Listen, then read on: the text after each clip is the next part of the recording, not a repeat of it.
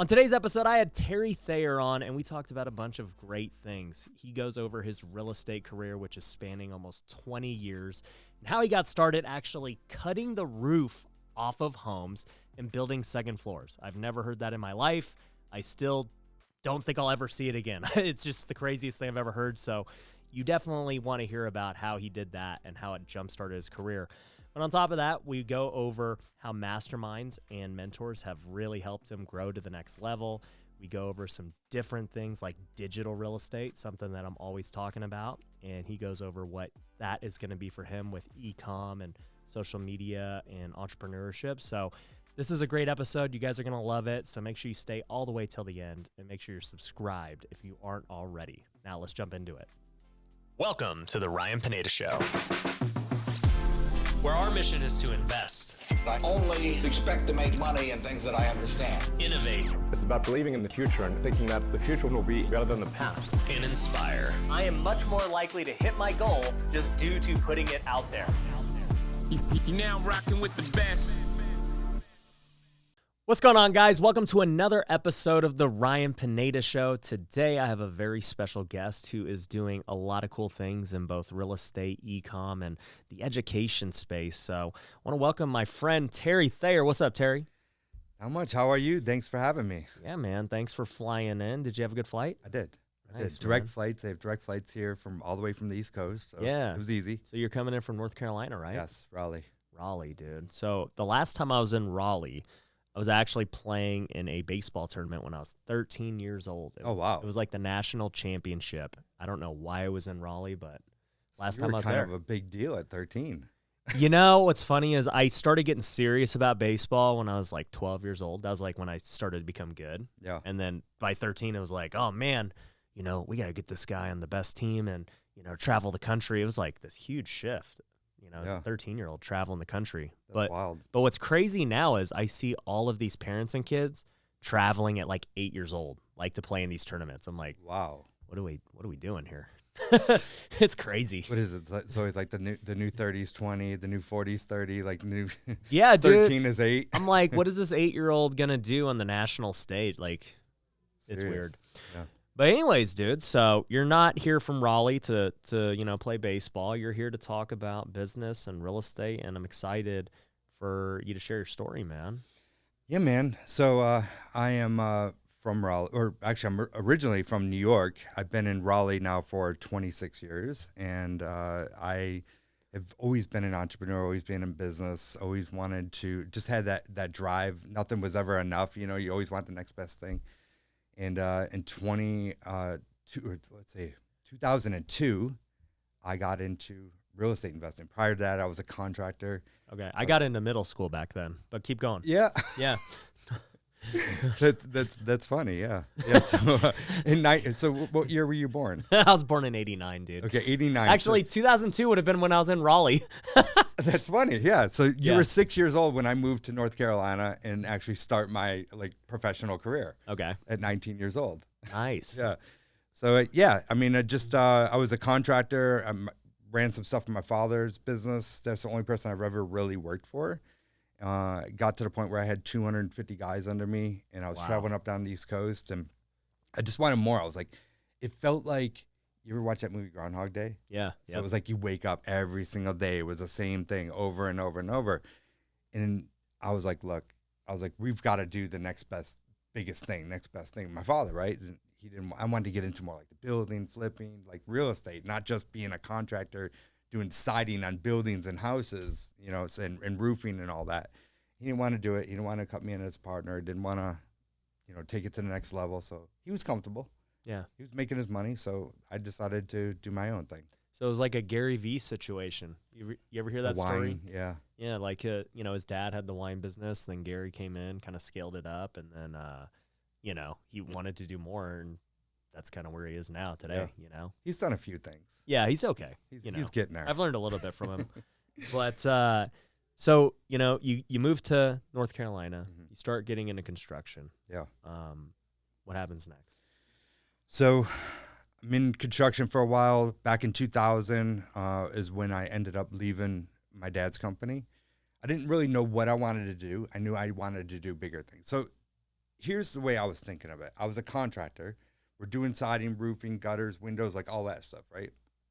And a lot of times on full apartment complexes. And I'm like, I'm this contractor working for the man. Yeah. We're doing stuff I want to be that guy. Like, who's the guy who's building this, that owns all this property? And that's what used to go through my head in my early 20s. And when I left him in 2000, I was trying to figure things out. I started doing renovations, getting my, really getting my feet wet and dirty and like trying to figure out this whole business thing on my own. And then a friend of mine and we bought a house, cut the roof off and put a second floor addition.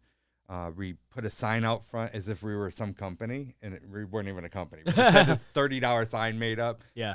And it was funny. Like, all the neighbors started coming up to us. We named it Titan Development. We later formed a company called Titan Development. Yeah. I'm not partners with him anymore, but all these neighbors just started flooding over to us like, oh, you buying properties? And we're buying these little ranch houses and cutting the roof off and putting a second floor addition. Yeah, before we keep going into the story, let me backtrack to this cutting the roof off and adding a second story. I've never heard this in my life. Oh, really? Yeah, that's never even crossed my mind to do on a property. Well, remember, you were 6 when I got started. This is true. This isn't a big thing nowadays because engineering plays a lot more effect, codes and all that stuff. Like, I wouldn't even try to touch it. Are your houses still standing today? They actually are. I actually drove by this whole neighborhood that I was talking about not too long ago. And they were still there. They're not like leaning or anything. No, so like nowadays to do a second floor, especially in our area, they want you to dig up the foundation or the footings. They want to see what you have to get engineered. You got to reinforce it, make it stronger. Yeah. So before then, they would just make an assumption, and then we could just put a second floor. We just had to make the structure from that point forward, You're like, so, the house is the shape. You can just keep building the wall up if you want. Just make sure it doesn't, like, expand out, you know what I mean? Make sure you have some stairs, and you're good. Right. That blows my mind. Put some ties, like, strap it to the tree next door. Yeah. Tell me, like, what did the numbers look like doing things like that? So give me an example of a deal and what it would cost to add a second floor. Yeah, so what we were back then, it was a lot cheaper. Right. Cost of building right this minute is, I'll talk it's about absurd. that in a minute. Yeah. So we were buying, the first house that we bought was just under $100,000. It was like 97 grand or something like that. We had less than 100,000. I don't remember the exact numbers. I mean, we were talking about almost 20 years ago. Yeah, right? just a general. It was less than 100,000. It was close to 100,000. I remember that, but not quite 100,000. And that one, we actually did a cash out refinance. That's back when you can go to the bank, walk in and be like, hey, I need this much money. Yeah. You're like, okay. And I'm with Titan Development, which doesn't exist yet. Right. Doesn't exist yet. Like, oh, yeah. You need money? Here you go. Yeah. We would just cash out refi, got our a new loan on the whole deal. And we rented those out.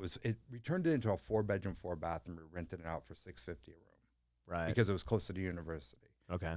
That's what that one was. All the rest of them, we were selling these to investors for like $375,000, and we would be all into it for like $225. So you were basically, to me, it sounds like you're buying them for how much? 100. How much did it cost to build this second floor? About 100. So you're all in for 200. They're worth 350. Yeah.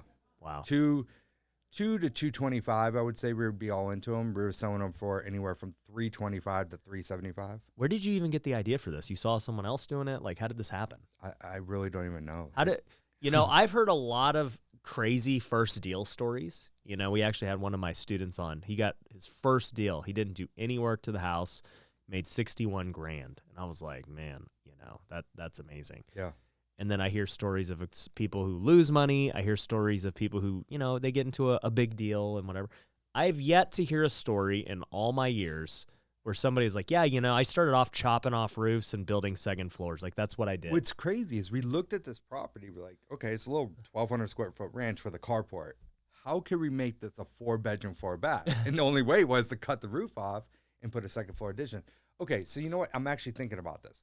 Across the street from my business partner's house was an architect, and he was the one who came up. We were trying to figure out, I think we were talking about originally going back, and he was like, well, why don't we just go up? So he was an architect, engineer, and he gave us that idea.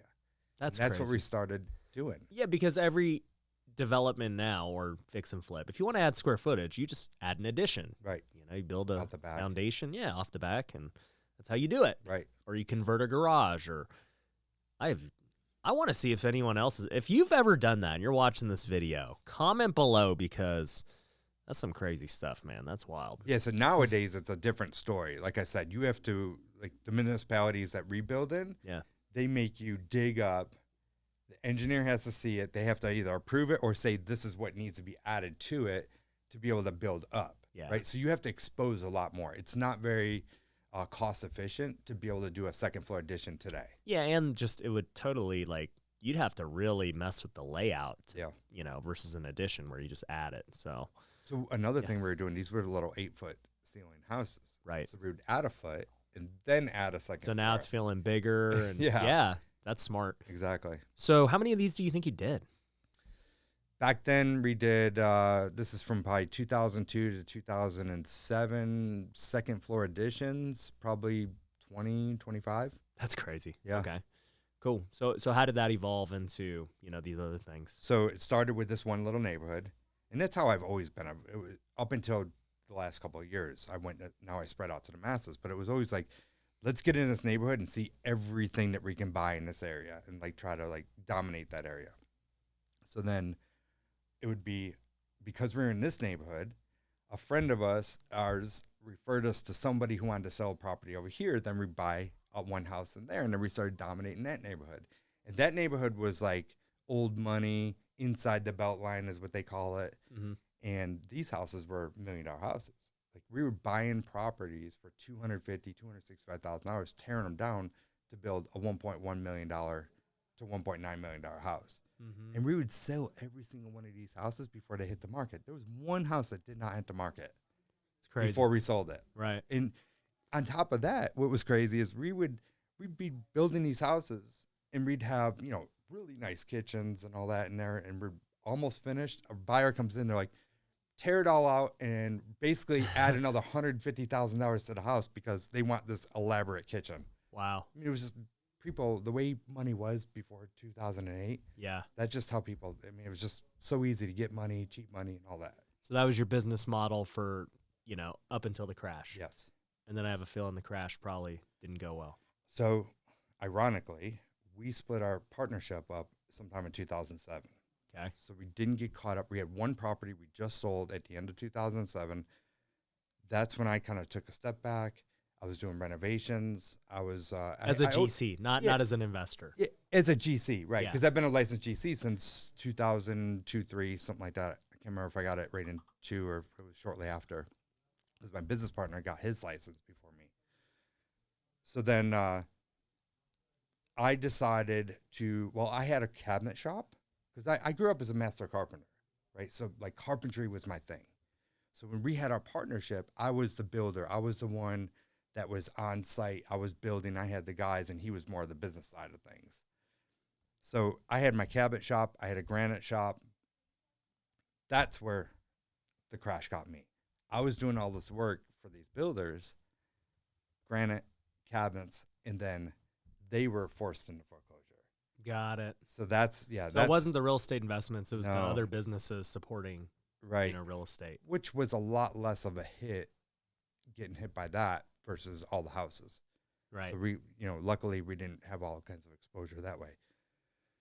It wasn't that bad. I mean, we got through it. Yeah. Right? But the thing is that I did not have a funding source at that point because we used to go to the banks. He would call me and be like, hey, come, you got to sign some papers. We'd sign some papers, and we had a loan to be able to buy and build $1 million house. Right. So it was it was a big change. So tell me kind of just that transition period, because we've had other people who were in real estate during that time. I mean, obviously every business got affected, not just real estate, right. But a lot of people that I've interviewed have either they lost it all, had to rebuild, or they were significantly hampered. And I actually had somebody who started right after that who was like, it was great for me because I walked in when everyone else was wounded, So how was it for you? So for me, it was two things. One, I didn't have a funding source, so I couldn't flip houses, buy houses, and all that. For me, I got hit really hard because I actually put a lot of money into a brand new granite shop, all that stuff, right? So I was cash broke, let's call it. Right. And then that happened. It was like a perfect storm. So then I owed all this money, And I literally threw my tool belt on and did whatever I had to do for a couple of years to pay everybody back. I paid everybody back but Uncle Sam. So that's where I ended up having to do a Chapter 13. Did a Chapter 13 bankruptcy just to pay my taxes. So which means it was to stop all the interest fees and all that stuff. And that was back in 2011. Got it. So then I paid all that back and went back up and running and hit it hard. That's but crazy. then I learned about private money in 2012. Okay. So, yeah, that's crazy. It's just interesting to hear everyone's perspective of how the crash changed them because, for me, as we alluded to, I was young, right? I had just gone into college right after the crash, and I didn't know the severity of it. I mean, I saw my parents lose their business. My mom was a realtor, pretty much lost all of her clients and all this stuff. We went from going on vacation to, barely getting by. Right. My parents, my childhood home that I grew up in got foreclosed on. We lost it. Yeah. No, I mean, I guess we short sold it. We would have lost it, but, luckily we did a short sell. But, yeah, it was a crazy time. And for me anyways, as a young kid growing up in that, it was like, man, I never want to see that happen to me again. Yeah. And I think you see a lot of millennials or people my age who are very more conservative and cautious because of that experience. Right. Even though I didn't go bankrupt or anything like that. Yeah, I'm the same way. Like that just changed my entire perspective because that was the first time I've been through any kind of recession, depression, whatever you want to call it. And it changed everything. Yeah, you had money, you had all these things, and then everything came to a screaming halt. And it was, you have to go back to work type of thing. Yeah. It wasn't the business and the people and doing deals anymore. No, not at all. So, you file bankruptcy. What happens after that? So 2012, I learned about mentorship. I wish I had known. I probably wouldn't have been hurt or affected by the crash. There would have been a lot of things that would have been different had I had mentorship, right? Had somebody to help me along. I was just figuring everything out on my own. So 2012, I learned about mentorship. One of the biggest takeaways right off the bat was private money. I'm like, what's this private money thing? Like, I remember going to the bank and signing loans, so raising money and being able to do 100% of the funding with private money. I'm like, what? I got to hear more about this. So go to this event, sign up for this mentorship. And that's when things really started changing. Prior to that, I was a workhorse, and I would work 100, 120 hours a week, grind out, just whatever, being on job sites, not running a business, being a technician. You know what's funny is anytime I talk to contractors, even, contractors who turn into investors and business owners and whatever, they are all that way. Like contractors, good ones anyway. Yeah. Are freaking workhorses, and they have a really tough time delegating. Yeah. Because they're like, I'll just do it myself. Like, do I've it done better. it. Yeah. Nobody can do it better than I can, right? That was the mentality. And it was like, so 2012, I learned about mentorship. Fast forward a couple years later, 2014, I go to my first mastermind. Yeah. What mastermind was that? It was with, so I was a coach for Fortune Builders. Okay. And all the coaches went on, they mastermind together. Yeah. So I go to my first mastermind, and it's a Friday, Saturday, Sunday. I get there on Thursday night, okay, and I leave on Sunday. I'm stressing out of my mind because this is the first time I've actually left my business, walked away from it.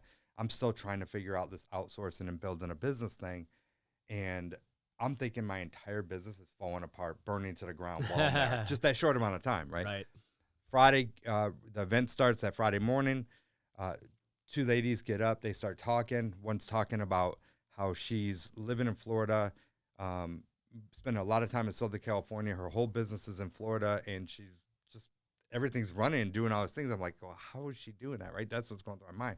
Then she says she's getting ready to go on a week-long trip in the mountains, having no signal, no service, no nothing, and all these things that are going to happen in her business. And I'm like, I became mind-blown and obsessed with that whole thought, like, how can this be possible?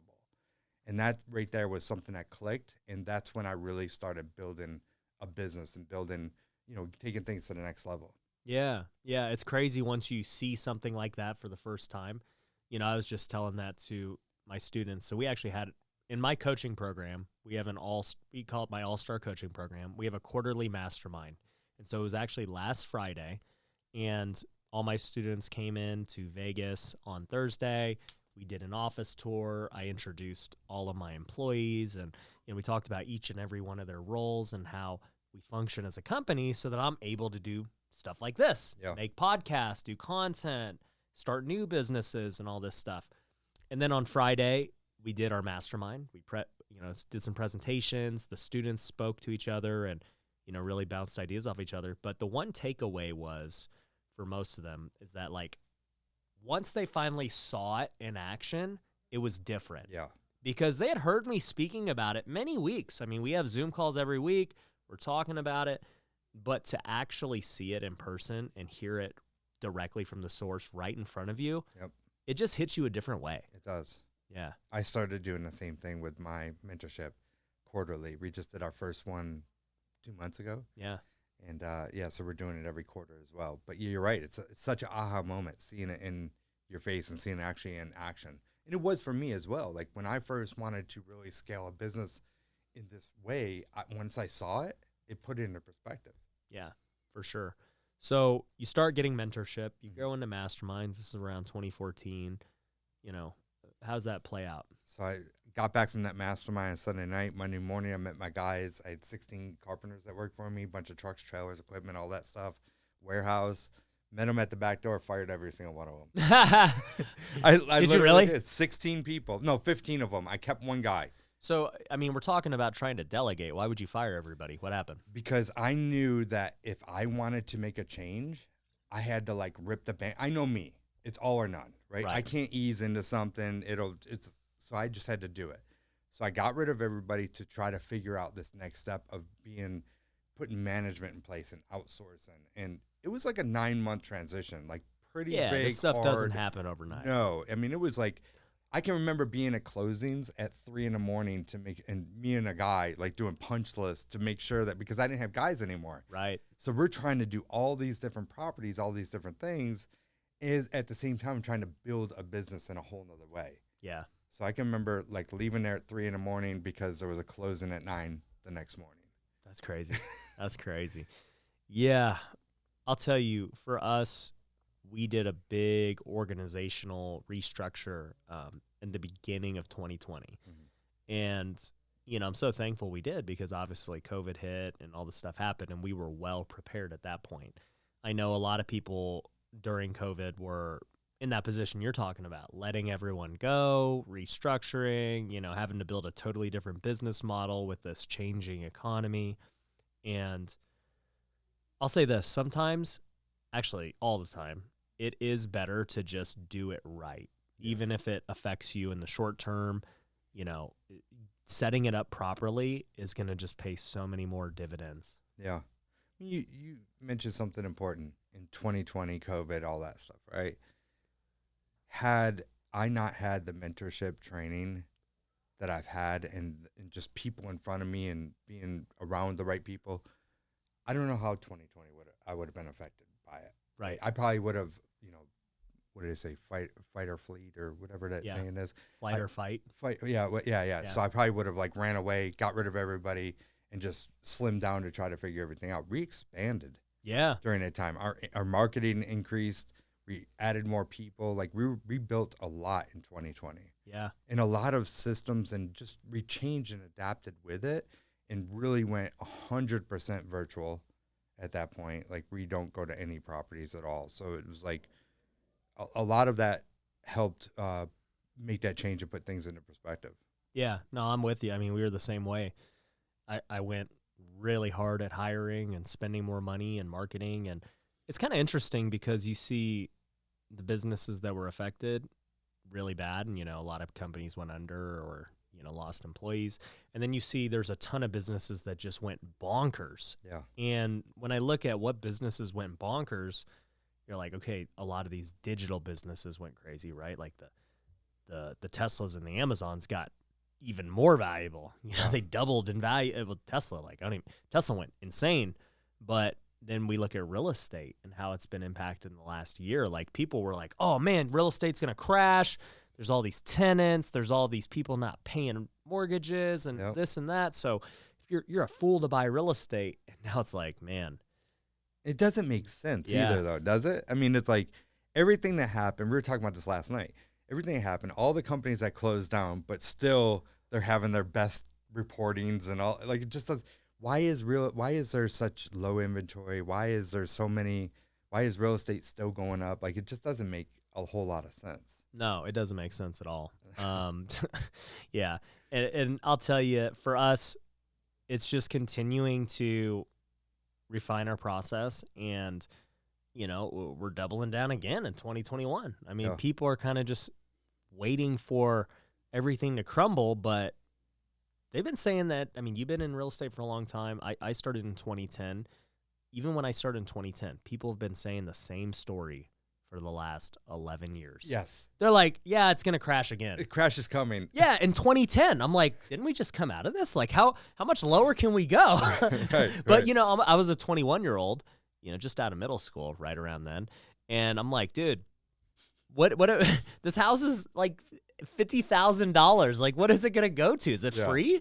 I don't understand how this could go any lower. And even if it does, what's the worst that happens? It goes to 40? Like, who cares? Right. And now that $50,000 house is 300. Yeah, it is. It really is. It's crazy. I just remember seeing it as a realtor back then, and I'm like, man, this house in Summerlin. Summerlin's a really nice neighborhood here in Vegas. You know, you could buy a house for like $130,000, $140,000. And I was like, that's kind of expensive, man. Like, just because I'm seeing the prices around everywhere else. And then I'm looking at them now. I'm like, yeah, that house is like $500,000 now. Can you imagine a house, like a $100,000 house? Like, it doesn't even exist anymore, does it? I mean, No, it's no. far and few between. Yeah, it doesn't It's exist. rarely standing if it's 100,000. Well, not in, you know, major cities anyway. Right, You can go get exactly. one in, you know, Detroit. But Right. Right. So, you know, you refine your businesses. You're just cruising along. What happens after that? So, some of my next moves were 2015. I mean, talk about taking chances and gambles. 2015. So Raleigh and Durham are my two major markets, right, at the time. Now we're spread out considerably. Durham was like the armpit of North Carolina. Like, nobody would go in there. No investors would go in there. It was bad. It was like really bad. We started buying, speaking about prices of houses, we were buying properties for like under $20,000. Wow, I didn't know Durham was like that. Oh, They got, you know, the Durham Bulls, dude. Oh, it's completely different now. Okay. It's completely different. In the last 6-7 years, you wouldn't recognize it. Okay. It's completely different. Durham is, I love it. I love Durham now. It's totally cool. Do you live there? No, I live in Raleigh. I live actually right on the border. Okay. I was Yeah. gonna say, well, you don't live it that much. No, I live right on the I border. love Vegas. That's where I live. Yeah, Yeah. right. No, so we were buying these lots for like 20, 30,000. Those same lots are 100 to 150,000. Now, we were selling houses for the 240, 260 range. Those same houses, 500, 550. That's crazy. It's crazy, right? Yeah. I mean, the people that resold houses for like 260 or so are now, they've resold them in like the 350, 375 range. Yeah. The same exact houses. So yeah, it's pretty wild how much has changed. So yeah, I mean, we've just evolved into now what happened was at one point in time I had 80 something lots scattered all over downtown Raleigh, downtown Durham. New builds, we were buying properties, tearing them down, new builds, and doing a little bit of flipping. But when we do flips, there were such old houses, there were such major renovations, right? So a lot of times we'd end up tearing them down. We decided at that point, two reasons. First of all, it's hard to scale having 80 lots scattered all over the place, right? If you're It's doing better new to just builds. build a subdivision. Yeah, exactly. That's like, Yeah. it was a aha moment. Like, what if we had everything in one place, Right. right? That's weird. And we decided to stop buying all these inside these downtown area lots. We sold everything out, built them out, sold them, started buying in neighborhoods, and that's when we broke off our market acquisition side and made its own company. We've really been scaling that over the last 4 years now. Okay. So we have the new build side, we have the flip side, we have buy and holds, we have the wholesaling or the market acquisition side of things. Yeah. So you get your hand in pretty much all aspects of real estate. Yeah. What's your favorite one? I have a guess. I'm gonna say based on you just, me judging your expressions and listening to your tone, and just knowing you're a contractor, it seems like you like new builds the best. So the reality is I hate it all. Well, that's a given. I'm because I've been doing it so long, right?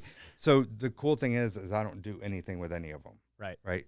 I would say that honestly, what's my favorite is the market acquisition side. I love that. You like sales. I love sales. Yeah. Right. And I love to be able to read things from KPIs and metrics and be able to make little tweaks here and just see, big differences from it. Right. Yeah. That's been my favorite lately. And for me, I'm a sales guy too. I love negotiating and getting a good deal and all that stuff. And I've never done new development until now. I'm actually building my dream home right now. I saw that. So, that's my first new development. And, this is like a big first development to jump in because it's going to be a crazy, crazy home. But I've enjoyed the process. I'm going to the architect after this, actually, to see the 3D for the very first time. Exciting. Yeah. So I'm super excited about that. You go modern? It's going to be extremely modern. Nice. I love that. But yeah, I'll be revealing more about it later, but man, it's, when you're doing your own personal residence, the budget usually gets broken. Oh, for sure. For sure. So, but it has a different value. Well, yeah, that's the thing. I mean, it's going to be worth, my guess, I think the house is going to be worth like $15 million. Oh, wow. You're going it ain't big. No joke, dude. You're going big. I think I'm going to be, I don't even want to say it, but I think I'm going to be all in for like $5 million. That's my goal. No kidding. And I think it's worth 15.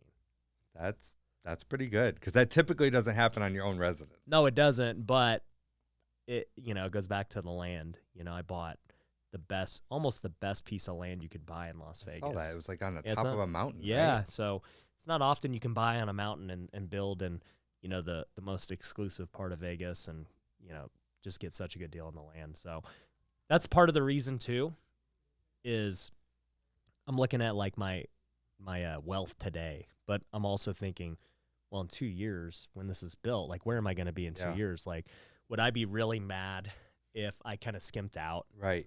Because 2 years from now it wouldn't have mattered. Right. So that's the hard thing. Yeah. And then no, I know what you mean. And I also think what's the worst case scenario? Well, the worst case is like business goes south, right? We have issues. Well, it's like, well, then I'm going to flip this thing. And then I'm good. Right. I mean, the good thing is that if everything goes south and everything falls apart, the only thing you can't lose is your knowledge. Yeah. So you just pick up the pieces, do Just it all build over it again, up. and do it better and faster. Yeah. Right? That's a cool thing. Yeah. So you're doing a bunch of other things, which I want to get into. But before we do that, let's go to the commercial break. Are you thinking about buying a home in Las Vegas? My brokerage, Forever Home Realty, can help. We're seeing a huge influx of people all over the country purchase here. Many are fleeing California and other high-tax states to move here where it's much more affordable and tax-friendly. Whether you're thinking about buying a primary residence or an investment property, Forever Home Realty can help.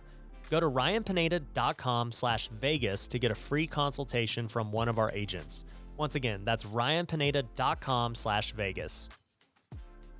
One of the hardest parts about real estate investing is finding a good contractor. That's where Southwestern Custom Construction comes in. They've been doing remodels in Nevada and Arizona since 2006. As a fully licensed and bonded general contractor, they're able to help with any type of renovation, all the way from an entry-level fixer-upper to a custom luxury home. Southwestern Custom Construction specializes in working with investors. I've personally used them on many of my projects, so I know their team is legit. If you want to get a bid on a project, head over to customhomenow.com. Once again, that's customhomenow.com. How often have you driven around and seen houses that were in rough shape? If you're a real estate investor, you know those are the best deals. With Batch Driven, you're now able to capitalize on those homes. You can mark the home, get owner information, and send them a mailer or a text right from the app. And there are other great features like lead management, MLS data, and real-time driving routes. If you want to start today, you can get half off your first month by going to batchdriven.com/Ryan. Once again, that's batchdriven.com/Ryan for half off your first month. Now, back to the show. So yeah, no, I'm excited about the new build, and it's been a fun process. And I think with building a subdivision and things like that, there's some cool opportunities with build for rent that I'm really exploring with my fund that we're starting up. I love the build for rent model. Have you looked into it at all? Single families? Yeah. I have. What do you think? I hate single families. You I'm just wanna selling build all of my rentals. Okay. I want to get more into multifamilies. I've just been doing it so long. It's like, it doesn't excite me to make $300 to $500 a month anymore. No. And then really that $300 to $500 a month, it goes back into the house. You're not They don't even cash making it. flow. They No. don't cash flow. It's all pretend. Yeah. It's smoke and mirrors. I tell people that all the time. Appreciation and paying down a mortgage. That's where you make money. Well, and depreciation. And depreciation. Oh, Yeah. you're right. Depreciation. That's the only reason I am buying these rentals. I tell people this all the time. I'm like, look, that $200, $300 you think you're making, you're not. No, you're not. Yeah. It's depreciation. Yeah. That's the main thing. That's why I'm getting more into multifamilies. Otherwise, I probably wouldn't invest in any type of long-term rental properties just because I just had a season of my life. I don't want to hear it and know about it. You know what I mean? Right. It's just a distraction to me. Yeah. But for the depreciation, so when you get that fund and you start putting, I'll invest into that. I love it, man. Yeah, if you guys are interested in the fund, you know, it's going to be PinedaCapital.com, but we're taking an early waiting list right now as we finish up. By the time this airs, it might be ready to roll. But yeah, if you go to PinedaCapital.com, you can apply for the early waiting list to get a part of our deals. But the one thing I'll say is you got to be an accredited investor, so make sure you are if you apply. Well, I'm still looking to get my first deal, so I know. I'm not sure Well, if I fit there. You know, Terry, you know, you're still going to have to go through the third-party verification because I'm not going to go to jail for taking a non-accredited investor, but I'm going to take your word for it. All right. Sounds good. Thank you. So you've been doing this real estate thing for almost 20 years. Yeah. And we were talking before we started filming, you know, you're now getting into the Ecom thing. Yeah. Tell me about that. So this is a pretty cool space. So 2020 changed a lot of things, right? We don't know what's going to happen with retail. We know that Ecom it's just considerably getting bigger and bigger and bigger, the growth of it. So I want to be a part of it. I want to be a part of two things. The crypto, I don't know too much about it, but I know it's doing things. My wife is like, she's researching it. So we're invested in the crypto, in the Ecom, right? And how can the real estate guy get into Ecom? What do? You partner with somebody that knows that part of it, and that's exactly what I did. So I was doing affiliate stuff for end of 2019 into 2020, and wanted to get involved with it myself. So it's a pretty cool opportunity, like and it's automation, right? So that's where those are my rental properties, Right. digital rental properties, right?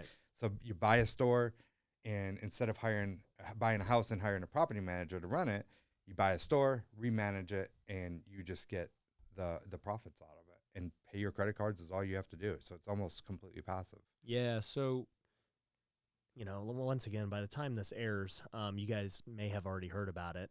But for me, I've been diving into the Ecom space as well. And it started out for me as a skeptic. You know, I'm like, this automation stuff is a scam, stupid, whatever. Yeah. And just because you just see all these guys who seem scammy selling it, right? That's the biggest thing. Right. And so I just was always dismissive of it. Mm-hmm. And then these guys came up to me and they were like, hey, Ryan, like, we know you're skeptical. We want to make you a store for free just to prove it to you.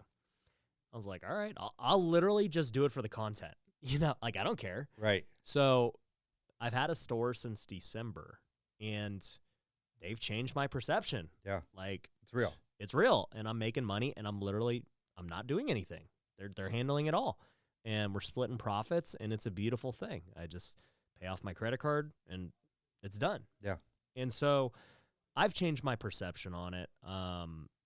Like I said, I don't know by the time this airs if everything will be up and going, but go to ryanpineda.com, and we may have some more news about it, but we're going to be starting our own type of deal as well, because I just think it's one of those spaces, like you said, this digital rental property, and I've been preaching that for the last year. Right. You know, I've been this physical real estate guy for years, and I finally realized that digital is where it's at.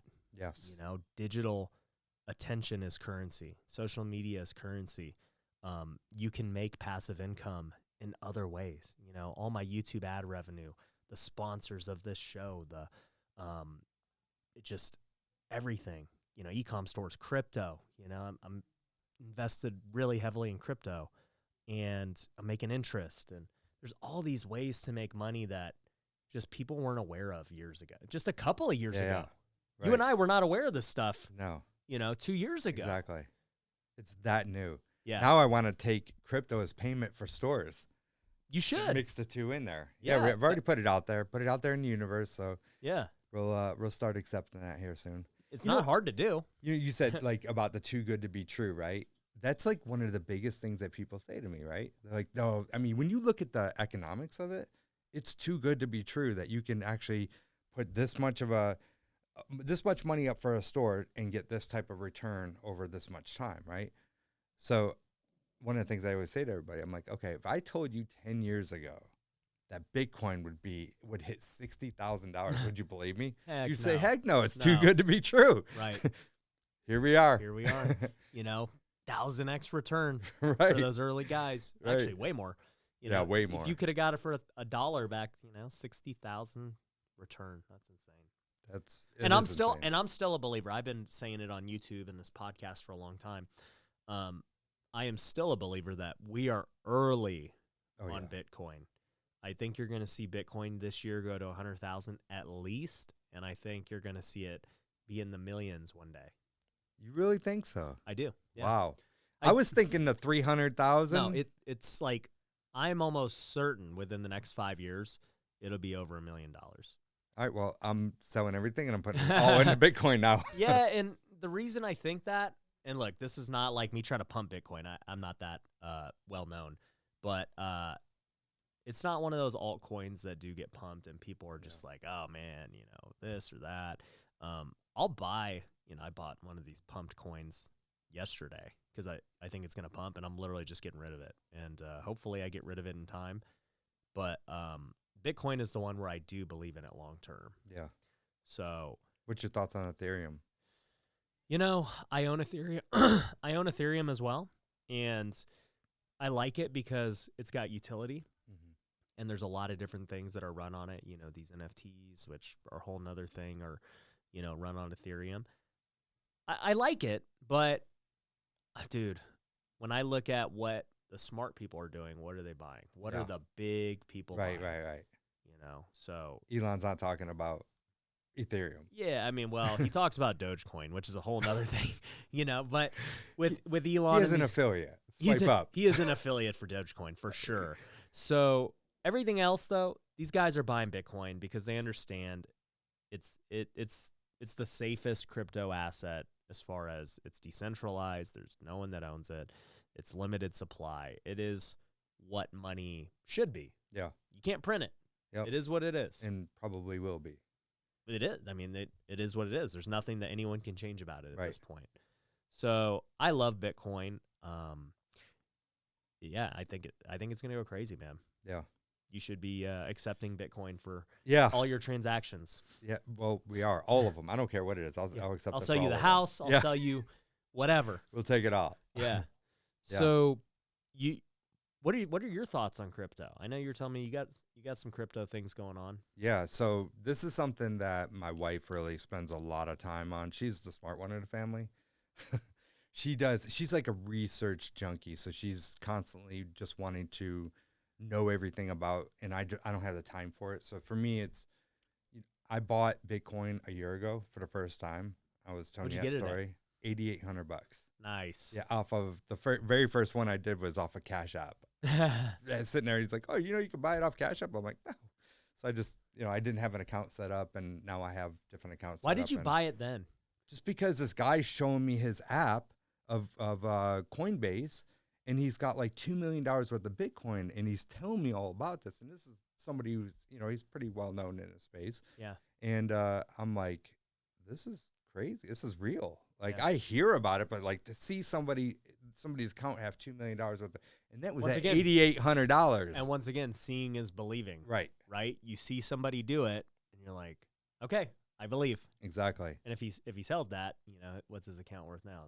7-8 times as much. Exactly. So he's turned doing well. 2 mil to 15 mil. Right. It's not bad. Right. So that was my first real in my face, like example of crypto. So yeah, I bought that and then really didn't do a whole lot for maybe about 4, 5, 6 months later. Started buying Ethereum, getting into some other Why'd you buy things with Ethereum? Just because people told you about it? Like, did you understand it, or what made you do it? No, I mean, people are like, "Oh, buy it now. It's like 300 something bucks. It's gonna do all this stuff. There's this 2.0 coming out," and I'm like, "What's the worst gonna happen?" I mean, I didn't like put the whole house in there, right? I didn't invest everything. So that's where I first started. Then got into a friend of mine introduced me to something called Forsage. Got into that whole thing where you earn free Ethereum, and then bought. Really, I was investing a lot into Ethereum for a while. Now that my wife's been involved, and she's now hired a crypto coach, and she's like all into it, and she's doing a lot of the pump and dump type of stuff, and buying things, getting in and out of them, based on the recommendations of the coach. Wow. So we're doing pretty well with it. Where do you even find a crypto coach? So for me, it was through actually Mark Evans. Oh, okay. Mark Evans had him in our mastermind, the DM okay. mastermind, and I ended up reaching out to him. Mark gave me his contact, reaching out to him, and then nice went that way. Nice. I'm gonna have to get Mark on this show. I talked to him for the first time about a couple weeks ago. Yeah, cool dude. Yeah, very. So doing big things. Yeah, he is. He's just making crazy money doing a whole bunch of different things that I can't even explain. So I'll tell you, a big reason why I joined his mastermind is because he's doing what I envision and want to be doing at a level I can't even imagine. Like the amount of money he's doing, and he never leaves his house. Meaning, not that he never leaves his house, but he doesn't go to an office. He's not involved in the businesses, right? He's a true entrepreneur. Right. That's what's pretty cool. Yeah, it is cool. And I think it's always every entrepreneur's dream to, I think when entrepreneurs first start a business, they're doing everything, like you said. And then very few actually ascend to that level where like, yeah, I am removed. I'm a true business owner. Right. I don't have a position in the company. Right. So that's a cool thing. That's how I am right now, and all of my companies except for Tab and my Ecom business. I'm very involved in those two businesses. Those are really the newest of the ventures. Tab is like my baby. Yeah, tell me about Tab. Tab stands for the absolute best. It started off. I thought it was a soda drink. It was. Okay. I took it over. Okay, you bought them out. Yeah, I bought them out. We changed the logo blue. It was like a burgundy color, I think. I don't even know what Tab was, but I remember my aunt would always drink it, and I'm like, You've never drank it? I don't want to drink it. It just doesn't look appealing. Its branding is terrible. It's what Bang is today. Really? Yeah. So it's like that. That tweak. Just it's double caffeine. Yes, maybe more than that. More than double. Wow. Yeah. Okay. So Tab.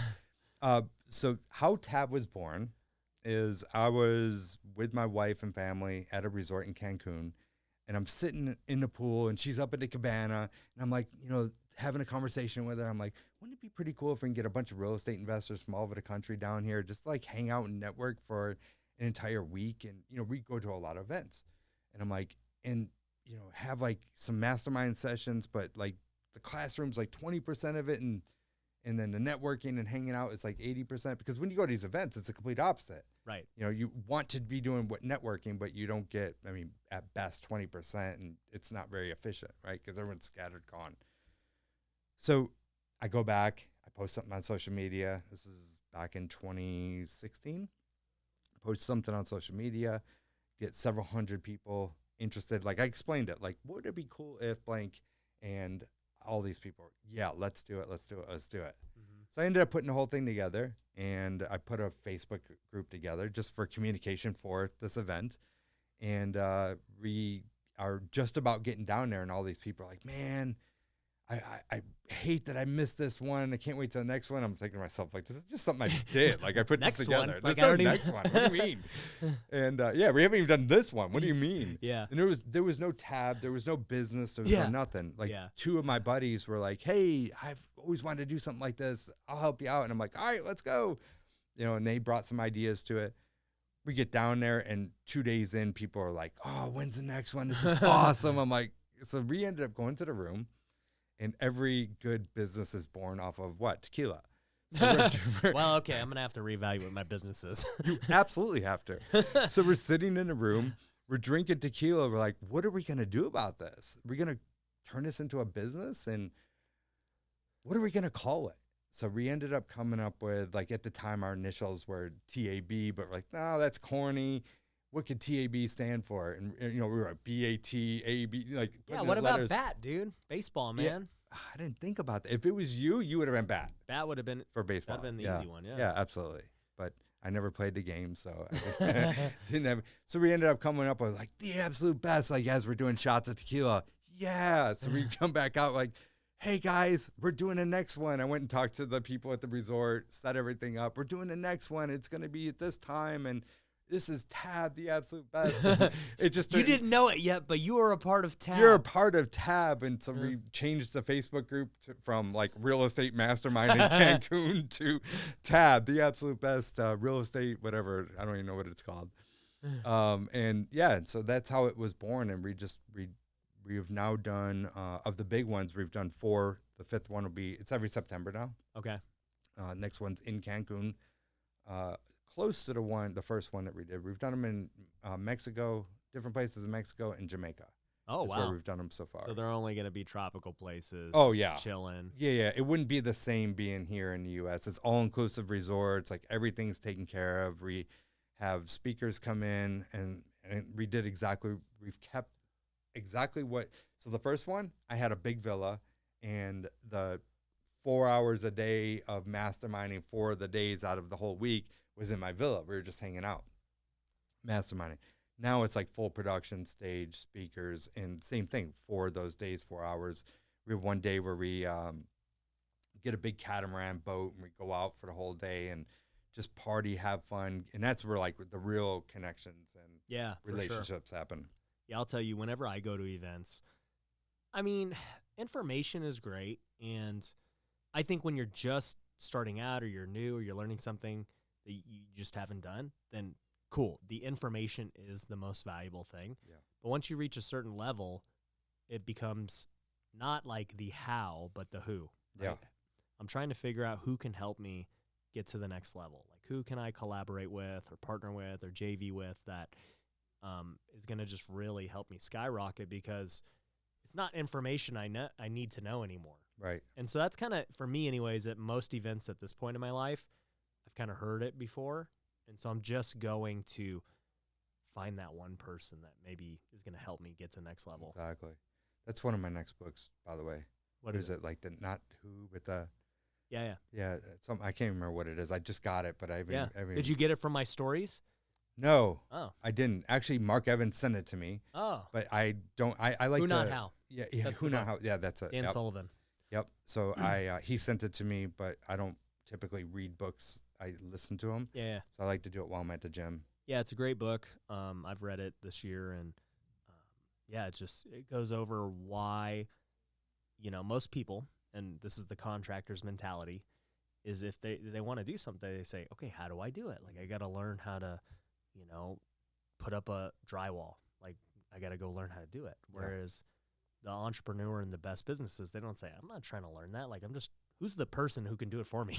Exactly. I mean, hence the Ecom business. It's like, I'm the real estate guy. How can I get an Ecom? Let's partner up with a guy that knows that part of it, and let's for go. you to learn how to do the Ecom and stuff is, it either wouldn't happen or it'd take you years. No, it wouldn't happen because I don't have the just even like desire to learn. Yeah, the mental capacity to learn something and dial in on that. Like, I'm 45 years old. I'm like, I got time for this. No, I'm ready to start like phasing out and getting more passive and just at a different season. Like, I'm now trying to teach people how to not make the mistakes that I made over the years. And that's where, like, Tab is now not just an event and a mastermind, but it's also a mentorship. And that's my mentorship, Tab Tribe. Yeah. My tribe. Yep. I love it, dude. So, as we get to the end here, man, like, what's the future hold for you? Future holds for me is really starting to dial in on becoming as passive as possible. I'm dedicating this year to really putting the right people in the right seats, building the brand, and getting to the point where I can travel a lot more, spend more time with my family, and really start getting into that next level of things. And that's why the Ecom business and the coaching business is more, it's digital, right? So we're doing things through Zoom and stuff, and really just trying to set myself up for the next season of life, because I'm getting to the point where, you know what, I was talking to someone about this the other day. I'll never retire because I don't know what does that mean? Yeah. Right? Am I just going to sit down and not do anything? Like, I couldn't imagine that, right? But I want to get to the point where I'm doing deals and moving money around, and I'm trying to figure out how to not give as much away. Mm-hmm. So depreciations, we talked about, like, how can we save on taxes? Right. Yeah, I did a Ask Me Anything on Instagram yesterday. Somebody goes, what's your financial freedom number, and when are you going to retire? I go, when I'm dead. Yeah. Like, I think if I retired, like the traditional I'd die. Yeah.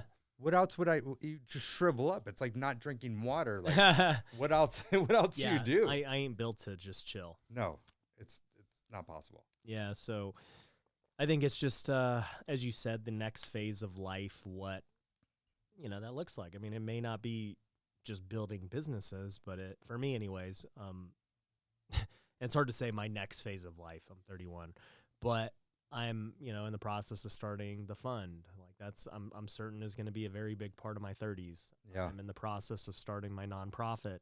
I think that's going to be like my long-term vision of, how I can really impact the world and do some cool things. But when I look back at my 20s, I'm like, all right, what was I doing? Okay, I was playing baseball, and I was just building the foundation of real estate, learning the skills and figuring all that out. And so I don't know if you break up your life into your 20s and 30s and 40s, but it's just how it happens. Yeah. I mean, yeah.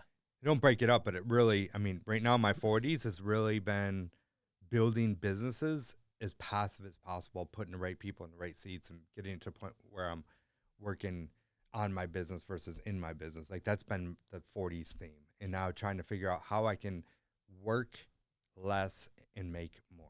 That's the biggest thing. Yeah. And in the 50s, I just want to be an investor. Just right. Chill. When I hit 50, like, I'm just going to chill. Like, right now, a big focus for me is I've got a 17-year-old daughter. She's in her senior year of high school now. We homeschool our kids. And I don't believe in traditional education. I think it's crap unless you're going for a specific doctor, that type of stuff. I believe in financial education. I believe in mentorship. I believe in taking entrepreneurship. I believe in. So one of the things, but you know what? For my kids, I'm like, look, that's what you want to do. I fully support you, but you're not leaving my house until you master sales and marketing. Right. So I've hired, I finally got my daughter like really hyped up about this whole thing. So I just hired her a mentor, and she's learning Ecom.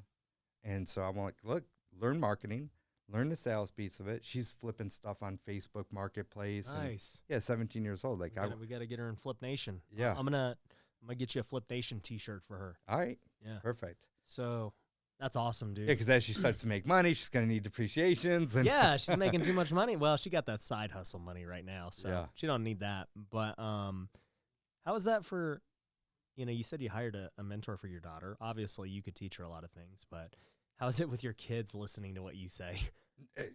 You know what? It can only go so far. Right. Right. And then it's like all right, whatever, Dad. Whatever, Dad. You're just Dad. Like, what do you know? Even though she knows that we've done big things, that we do big things, it's like, you're only going to listen so much. So now I'm like, look, I'm going to put something in. Here's the other thing. Like, she's 17, I'm 45. Yeah. She needs to learn from somebody that's more like her peer. Right. Somebody her age, that somebody could speak to her.